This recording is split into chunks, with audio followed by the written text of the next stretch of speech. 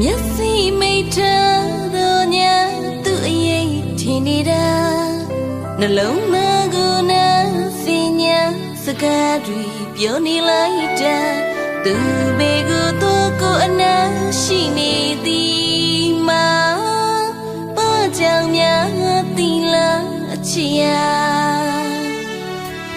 အနုလလကလေးရီနေယူရကျင်နာစွာ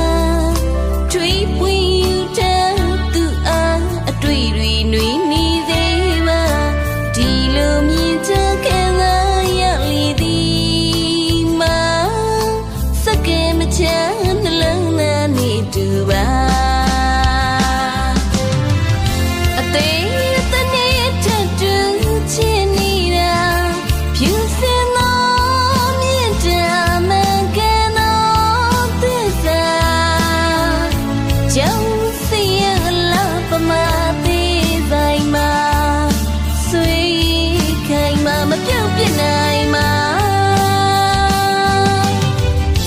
လောကလာသစ္စာတရားဖွေရှာဘေးမတွေ့နိုင်မှာအယူအဆ